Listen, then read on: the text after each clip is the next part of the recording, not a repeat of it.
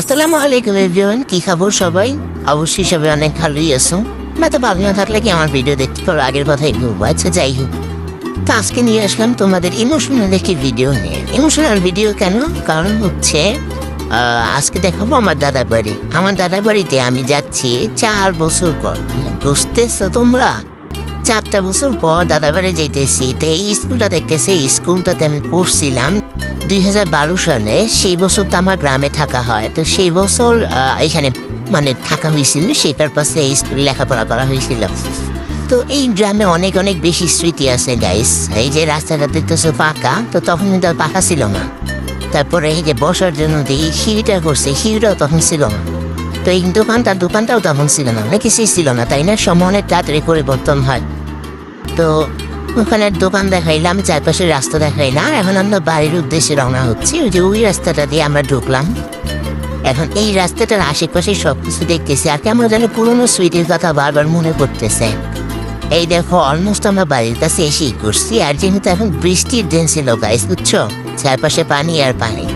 দেখো এই ভিউটা কত বেশি সুন্দর, তাই না? দেখলাম মন চাই শুধু দেখতেই থাকি, মানে শেষ হবে না এরকম। এখন রাস্তা পার হওয়ার জন্য মানে বাড়িতে যাওয়ার জন্য আমাদের যে দরকার হচ্ছে এই মানে ব্রিজ, ঐতিহাসিক ব্রিজটা পার হইতে হবে। এই ঐতিহাসিক ব্রিজটা পার হয়ে গেলাম, পার হয়ে এই পাশে ভিউ নিতে আসতে।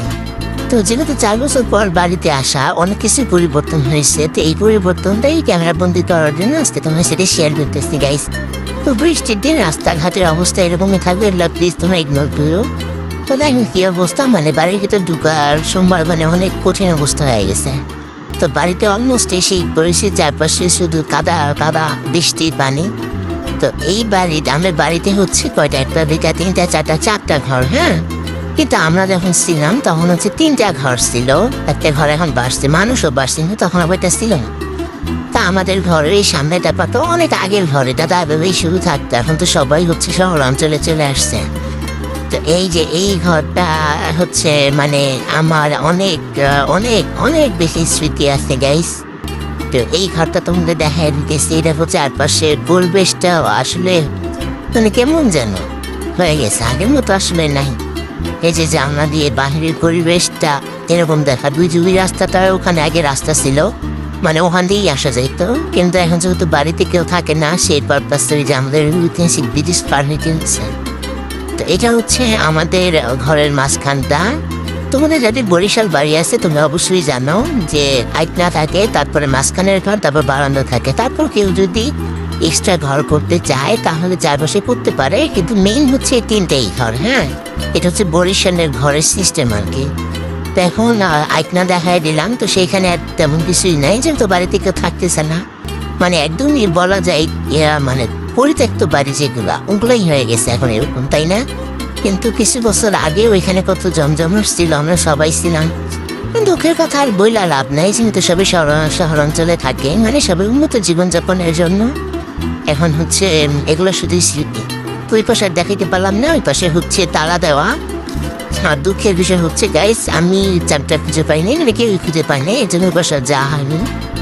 তো অলমোস্ট ঘরে হচ্ছে ভিউ এগুলাই। তারপরে এখন এটা হচ্ছে বাড়ির সামনের সাইড। তারপর আমি আমার দাদিকে বললাম আমাকে একটা জুতা দেওয়ার জন্য। দেখো দাদি আমাকে কি মার্কা জুতা দিয়েছে, দাদাইস দুঃখের কথা। আচ্ছা সেটা কোনো বড় বিষয় না, যে জুতাই দেখ বাড়িতে আইসার জুতা পাইছে, এটাই তো অনেক বড় কথা। এই গাছের পেয়ারাও ধরে আসতে দেখছেন, তো খাওয়ার মানুষ নাই। আর শহর অঞ্চলে, তাই না, মানে জিনিসপত্রের যে পরিমাণ দাম, আর জিনিসপত্রেরও দাম কিন্তু টাকা পয়সার দাম নেই। আর এইখানে হচ্ছে জিনিসপত্র পুইরা থাকে। তো এই দেখো, এটা হচ্ছে পিছনের অবস্থা, দেখছো বাড়ির কি অবস্থা। মানুষ না থাকলে যা হয় আর এগুলো দেখে আমার বারবার অনেক বেশি খারাপ লাগতেছে। কারণ আমি হচ্ছে সেই 2012 সালে ফিরে যাচ্ছিলাম, মানে আমার স্মৃতিকাতর সেই মুহূর্তগুলোতে।